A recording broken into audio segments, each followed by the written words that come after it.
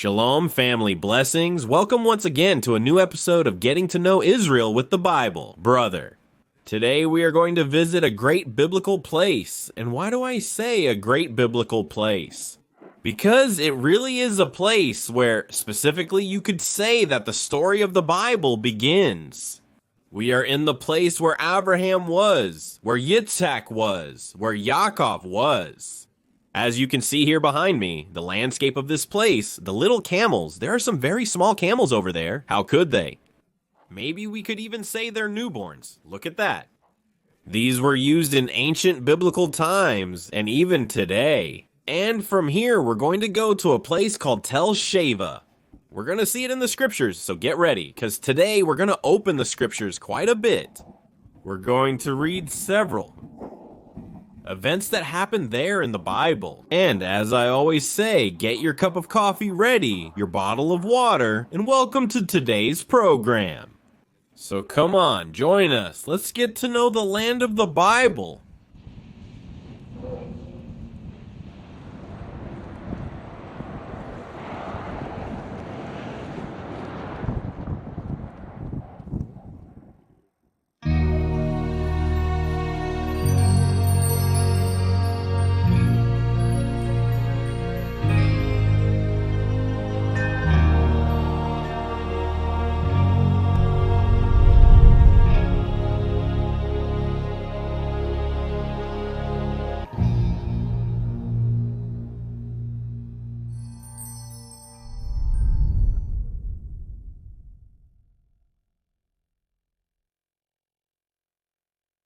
Well, like I told you before at the beginning, before the introduction appears, this place is a place where there is a lot of the Bible.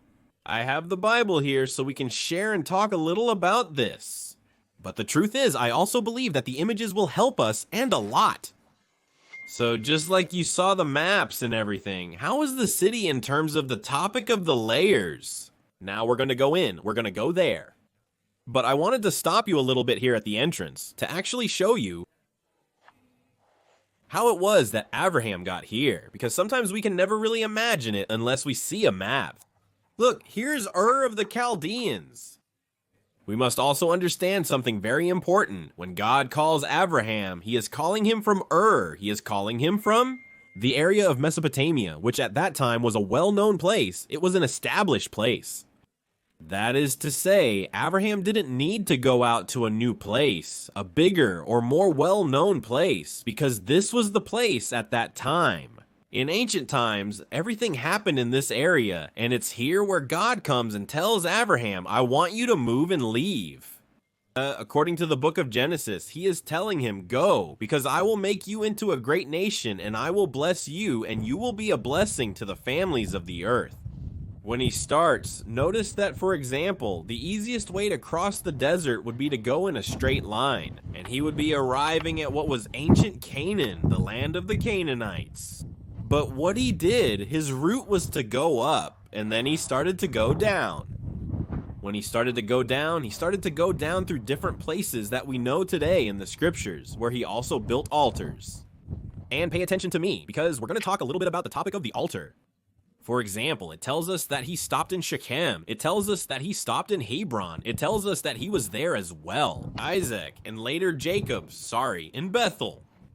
And we are also told about Mount Moriah, the city of Jerusalem. But finally, here on the map, this one we have, it's not shown, and that's very interesting. Why isn't it shown?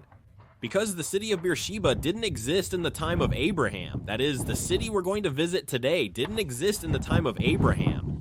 Why? Because Abraham gives it its name. He is the one founding this city, according to the Bible, which explains to us how that happened. That is, he was leaving a city that did have a name. And he was coming to a place where he would determine the name of the city, and from here, what we know as the beginning of the scriptures would eventually come forth. Where he is going to meet God, and where he is going to get to know God much more. This is very important, so please pay close attention to what I want to tell you here as well. Why? Because of the importance of obedience. My question is this, and think about it for a second. Which came first, obedience or faith? And the answer, I'll help you with that. The answer is, first of all, what came first was obedience. That is, what Abraham did first was obey. And you know what? It's very normal, it's very natural, and it's very human that when God comes and tells us something, sometimes we ask ourselves, or we want to ask him why. Or we want to tell him, I don't understand. And sometimes we can't have the answer to all our whys, or we can't understand everything about our I don't understand. What I want to tell you with this is simply obey. Put yourself in God's hands, and what God is going to do will help you later on in the future. The one who receives an answer will understand why, and the one who doesn't understand will be understood. Why? Because you are going to start having a relationship with God, just like Abraham did Abraham. The act of taking the step of obedience, it led him to grow in his faith. He began to grow day by day in faith with God, and as a result, he began to know him. And he didn't need to ask why about everything, because he already knew the reason, because he knew the one who was going before him. He didn't need to say, I don't understand why, because he already knew and was coming to understand the reason for things. Because slowly, he was already beginning to understand the one who would ultimately be called God. He would be called a friend of God, that great man, the man of faith. Today, we are going to visit the city where he gave it its name, the city of Sheva, according to the scriptures. But I want to pause for a moment at the altar, so let's see. Now in this place there is one. How do you say a restoration? A replica would be the correct word for an altar that was found in this place. So I'm going to put away the map and get ready, because now we're going over there, to the area of the altar. Thank you.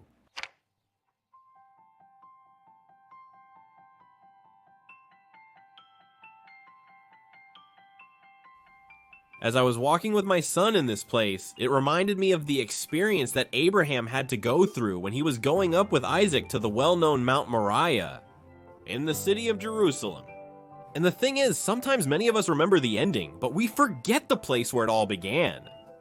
And it was precisely here, in this place, where Abraham heard the voice of God. And it was also in this place where he had to look at the sky and try to count the stars.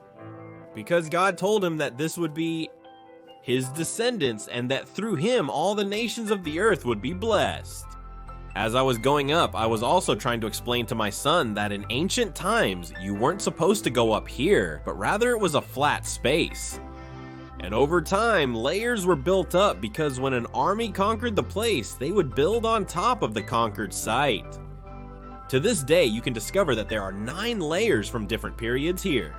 In short, there is so much to tell and so much to learn. And being in these places, you feel the experience of traveling back to the time of the Bible.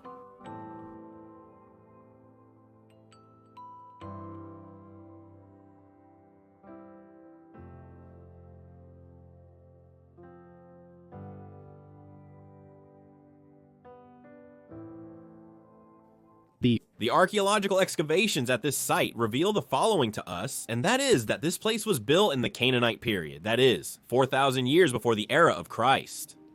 There was a fortified city here from the time of the judges until the destruction of the first temple. Remains from the Hellenistic period and the time of Herod, the Roman era, have also been discovered at the site. During the Byzantine and Crusader periods, there was a settlement here that was later destroyed, and its ruins remained until 1880 because by then the Ottoman Empire, that is, the Turks, began to build the city of Beersheba as we know it today, at a site further west than Tel Beersheba. By 1990, extensive restoration work was carried out at this site. And that is how many of the layers excavated in this TEL were able to be restored, bringing to light the history based on the remains of the rocks, which are the ones we will be walking on. Finally, we can say that Tel Beersheba in the year 2005 was declared a World Heritage Site by United Nations Educational, Scientific, and Cultural Organization. When you arrive at this place, there are several archaeological discoveries here. Among them, one was found among the rocks of a storage area. Later, we will see inside the original stones of what used to be an altar here. The original altar is now in the Israel Museum, but here we have a replica. But notice how it looked. The original altar. This is how the base looks, with 3 rocks at the bottom, and it had 4 rocks at the corners, and these rocks at the corners were called horns. You will see it several times in the scriptures, both in the book of Leviticus, in the book of Exodus, in the book of Genesis, and in the book of Kings. You will find many times that it is talking to us about the altar with 4 horns. Now, not all altars had 4 horns, and not all altars were for sacrifice. In this case here, the one that was found was 1 meter 60 by 1 meter 60. Now let's see the replica of how it looked. And it was used to perform, yes, sacrifices related to, for example, placing animals up here. This type of altar, the one that was used in this place. Now, there was a period. Look, here we can see the replica of the altar. But there was a period in the scriptures, for example, when it was allowed to make sacrifices on this type of altar. Outside the holy place, what is the holy place? Do you remember the temple in the city of Jerusalem? When the temple was in the city of Jerusalem, the sacrifices were pure and exclusive to the holy place, where Mount Moriah was located. Then what happened was that as time passed, when the temple was no longer there, so they returned once again to this kind of sacrifices outside the holy place. Now it can be said that the altar in Judaism is used in different ways. First for sacrifice, second it was used, for example, as a stage. Remember that in the area of Mount Moriah there was a stage. It is called Bema, which was for raising worship to God, but it was not for sacrifice, where it was forbidden to sacrifice animals up there. And there was another opportunity, that is, generally speaking, and from what we understand, and according to the archaeologists, the one who was here in this city for several years, it was used for foreign gods, that is, other gods were worshipped here. You can even remember that altar that was made in the northern area, the altar, the one that was the calf, the golden calf for worship. Now then, we have a story. Well, we have several stories in the scriptures, but they are related to the altar. Regarding the subject of the horns, many people wonder, but did all the altars have horns, and did they all have to have horns? Remember my advice, and we have a video where we talk about the altar, maybe up here, somewhere. Now you are going to go there. There's the advice. Look at the altar, what the altar represents for us. Nowadays, you could go see it up there. Now in the book of Kings, we come across Adonias. Remember that there was the problem with Absalom, who had rebelled against David, but then Adonias, who had not joined with Absalom. That is to say, what he does, he runs out to the area where the tabernacle was and hugs the horn of the altar. For example, he comes running and he would do something like this by hugging the horn. That is, he grabs it and hugs the horn. So he sends word asking the king to forgive him. And then the king says if there is found in him a reason for forgiveness, then he will be forgiven. And in the end, when he goes and speaks, they tell him to go home. Finally, Adonias does not end up being put to death, and then that reaches Joab's ears. You will see it in the next chapter, the chapter of the book of Kings, chapter 2. You have this whole story, so when you go further along in the story, I'm going to stand on this side because of the wind. But you stay there, I'll stand here so the microphone can pick up the sound well. What Job did was exactly the same. Job had come and also grabbed the horn. Why? Because Adoniah had been forgiven. So he said, I'm going to wait for the same result. The reality is that when they come and find Joab holding on to the horn, Joab himself is crucified by his own words. We could even say, because he says, I'm not going to move from here, but here I'm going to die. And what happens is that when they go and tell Shlomo, Shlomo says, okay, let him do according to his words, according to what he has said. So they come and end up killing Joab, even though he was holding on, and he ends up dying, and they end up burying him. Afterwards, King Shlomo sends word so that the place is not left with blood, so that the blood does not remain for future generations. Now, why does he say that, and why is the purification of the blood so important? Because here, on the horns, the priest, when there was a sacrifice, what he had to do was put the blood on the horn. Even Moses tells us in the scriptures that he put his finger with blood on the horns. Maybe for many people who are new and don't understand this, what is that about sacrifices and blood? Everything we're talking about, everything, absolutely everything is in the scriptures. So it's very important that you try to read the second part of Kings chapter 2 and on, or chapter 1 and on. You'll also have Mario there regarding the topic of the altar. And maybe down here in the descriptions, we'll put several Bible verses for you so you can have a little more information about the topic of the altar. We're not going to go too deep here because we don't have much time, and we also want to go to the city.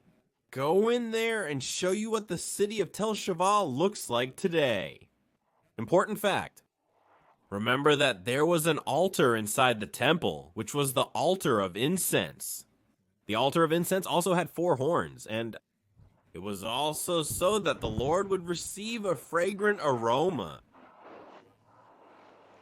I recommend that you go to our video about the altar, and remember, we are going to include verses like this.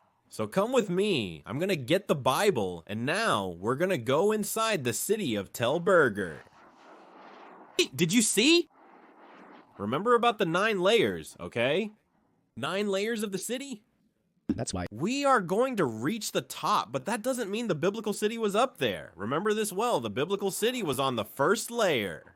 We are talking about a few thousand years ago. What we see up there is not exactly what Abraham saw with his own eyes, but we are indeed in exactly the same place. Look here, for example, this is the city as it looks today. Here, for example, there's a river known as the Hebron River from the city of Hebron, perhaps better known in Spanish, and it ends up meeting the Beersheba River. Now here, look, there is... What do you call this? This? Let's call it a water well so you can understand it more easily. It has another name, aqueduct, but this was also used in a later period. I'll tell you a little more about this in a moment. What we have to do now is right now we are here. Notice we are very close to the aqueduct. You can see the aqueduct here, right there, behind us. That's exactly what you can see in this part if we are standing right here.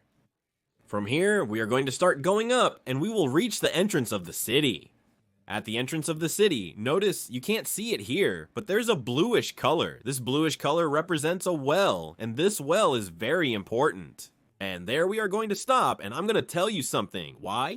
Because this is one of the wells that Abraham dug. This is one of the wells that Yitzhak later comes and uncovers. And there is a good interpretation or understanding about the wells.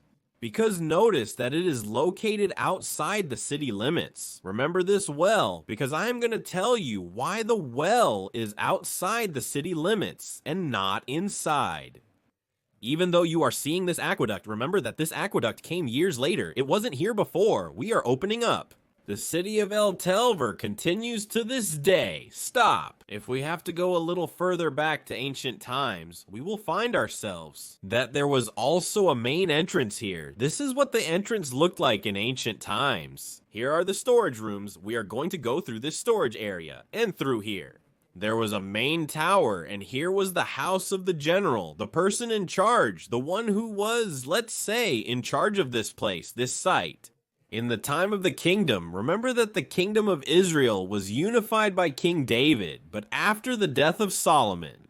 In fact, the kingdom falls and is divided into 2, the kingdom of Israel, when the kingdom of Israel is divided into 2. On one side is the territory of Israel on the map, and on the other side, in the southern part, is the territory of Judah. This belonged to the territory of Judah. This was one of the last fortified cities before reaching the area of Egypt, the city that belonged to the border of Judah. And here lived the generals who controlled the southern area. Here, for example, is where we will enter later. This was the protection of the aqueduct and how the water was kept inside the city. It's a reservoir 20 meters deep, and it held 700 cubic meters of water. 700 cubic meters of water, that's what it held here. An incredible amount for a town back then. You enter through this place, you have to go down some stairs. There's an entrance over there. and then we're going to enter here. It's all cave areas nowadays, so this is going to be really interesting too. Now it's our turn to go to the sun, because we're going to enter that place. Are you comfortable? Remember that we are your hands and feet here in the territory of Israel, so the sun is for us. And you stay there with the air conditioning. With love, with love. It's a joke, but here we go, here we go.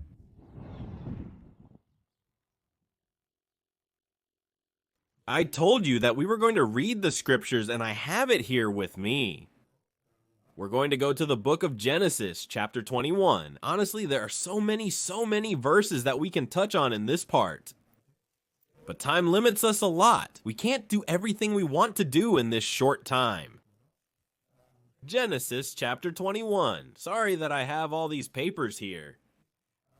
In verse 30 and 1. And it says the following. For this reason, he called that place Vergava, because both of them swore an oath there.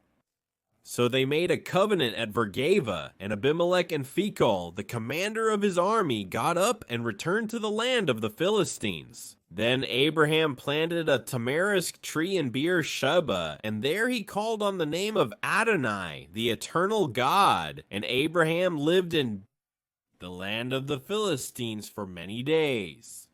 If we go to the book of Genesis, chapter 27, we will realize that after Abraham comes his son. And notice what also happens with Abimelech in chapter 26, verse 30.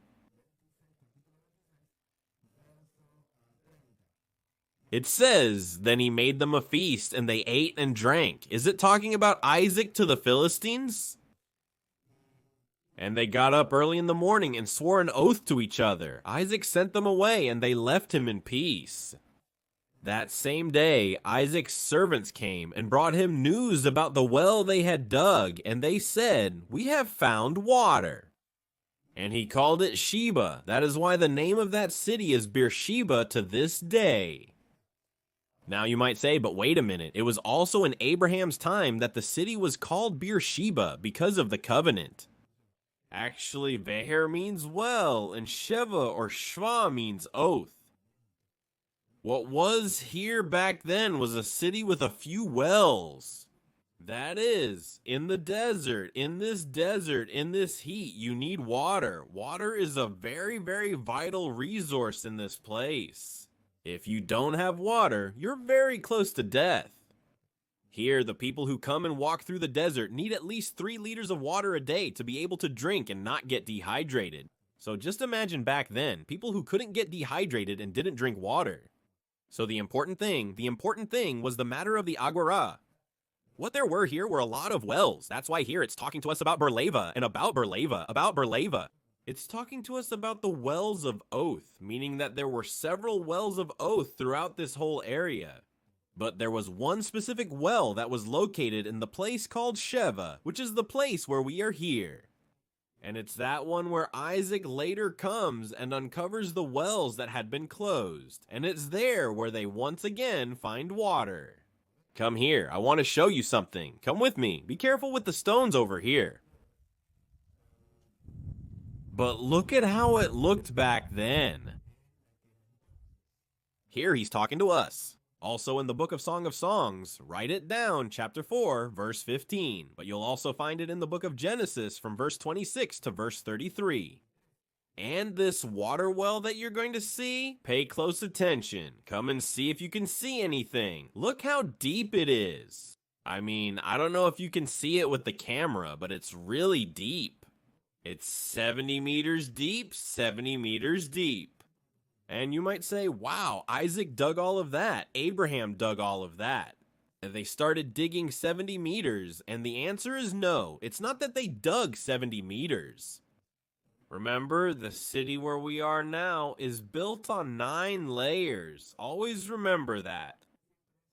That is, the cities were built one on top of another, and then another on top, and another on top.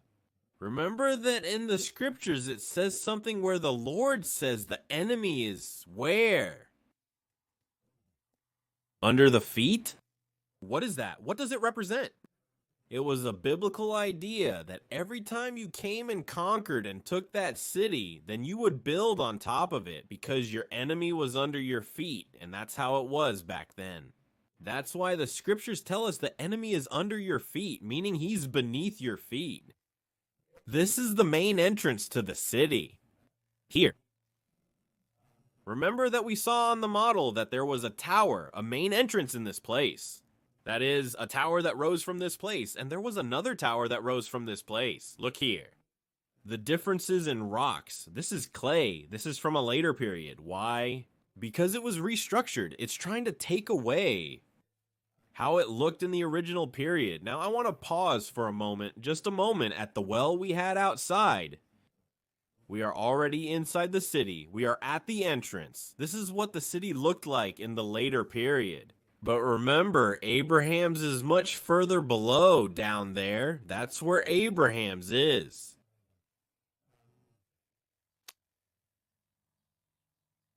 The one we're probably seeing now is from the time of Judah, okay? When the kingdom of Judah was here. It's probably the one we're seeing today, restructured, the one that remained as the last stronghold from back then. Now, what I want to tell you is the following. The subject of the well in the scriptures is always going to seem like something very important. First of all, the subject of water was very important. The Bible tells us, even Jesus himself says, all who are thirsty, come to me and I will give you water, meaning you will never be thirsty again. It also even tells us about rivers that flow from within him for eternal life. Water is very, very, very important. Do you even remember that event in the scriptures about Elijah when they come and say, pour water on the altar, and pour water again, and pour water again up to 3 times? And the altar, in the end, it was consumed, and there was a drought at that time. So water is telling us a lot in the scriptures. I mean, there are several very important, very interesting details in the scriptures. But in this case, in the case of the wells, it also leads us to a very interesting fact. Why? Because the well is found outside. Look, now we go out, we are outside. Now, if I, for example, was a single man in the time of the Bible, specifically in the time of the Old Testament, and I wanted to get a girlfriend or I wanted to get a wife, where was the place where I could find a person or a woman who was not married? And the answer is at the well. At the wells outside the city. This job of coming to get water, of drawing water, it was a job that only maidens could do and had to do. No one else could do it. It was given only to maidens. And pay attention to me, because in the scriptures you will find the following. When Abraham calls his servant Eliezer and says, go and find a wife for my son, do you remember what Eliezer does? He goes and stays near a well. And then he says, Lord, let me find favor and help me. In other words, I'm paraphrasing because I really said we're going to read the Bible a lot. But the issue of time is limiting us a lot, so that's why we're going to put the verses there, down below. So what he's specifically saying is that I may find grace, and that woman who bows down and also offers water for us, then let her be the one you have chosen. So what does she do? What does she do? She says, not only will I give you water, but also for your camels. Imagine how much water that woman drew from the well. Remember that later on, when she goes to meet Isaac, the Bible tells us that she covers her face. Why? Because that was representing that she belonged to him. That's why when you see many women around here, they have their faces covered, their hair covered. It's because it represents that they are already kept or reserved for a certain man. In other words, that woman is no longer free. That woman is already ready for another man.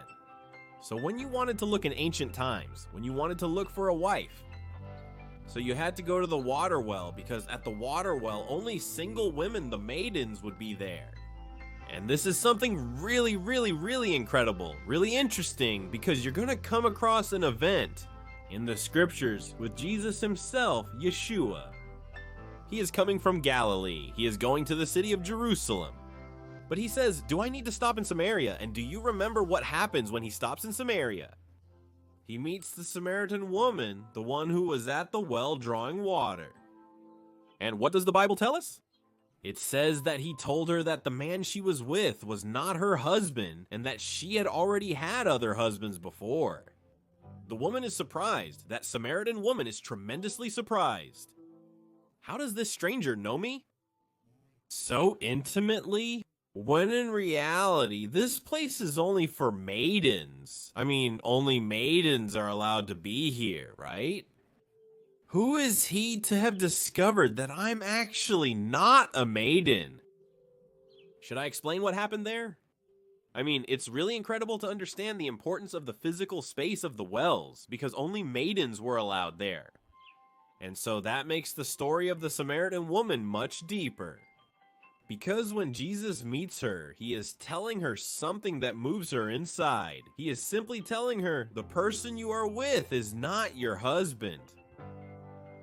She stayed because it was assumed that anyone who saw her at the well, who came from another place and didn't belong to the city, she was supposed to be avoided by default. That she wasn't married and she didn't have any name either. So that's what's amazing about understanding the scriptures in their original context, in the place where the biblical events happened. We're going to stop here in this video. In today's video, this is where we end. In the end, we won't be able to go inside because we don't have much time to share with you. But don't worry, because we're going to make a second episode, and in the second episode, we'll show you the city from the inside. So for those who aren't subscribed to the channel, I encourage and invite you to subscribe to the channel. It's free, and you'll be able to access a lot of content. So from here, I say goodbye. Thank you very much for joining us today. I know that today's video concept was a bit different from what we're used to seeing, but it has to do with the fact that here, right in this place, there's a lot of writing. And we didn't just want to do a quick tour of the place and leave you without enough information. Because this is one of the places that deserves to be investigated, and it's one of the places where we should walk with the scriptures in hand. Remember that you can also get a Bible like the one I have here, Hebrew Spanish. To do that, you have to become a member of the Academy. A lot of people want to buy it, and they write to us saying they want to buy the Bible, but we tell them the Bible is not for sale. We also don't want to just send it to someone who wants to buy it, pay for it, and have it shipped, because we actually want to give it to someone who is studying with it. So if you want to receive it, remember that you have to become a member and study the scriptures at the Academy. And then, when you see it, you'll be able to have much more light. Because it will be as if you took an institute here, walking with us in the land of the Bible. Remember that we are also here. Whenever you want to come visit us, we'll see each other here, and together we'll walk through the land of God.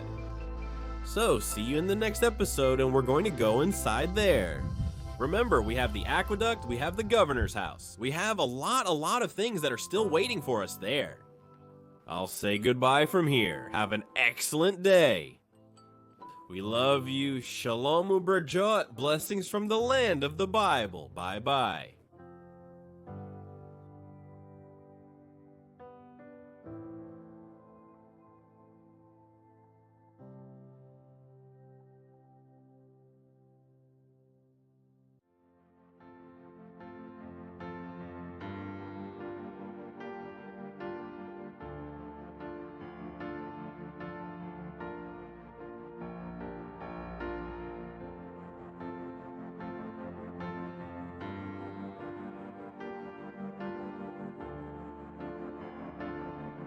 Thank you.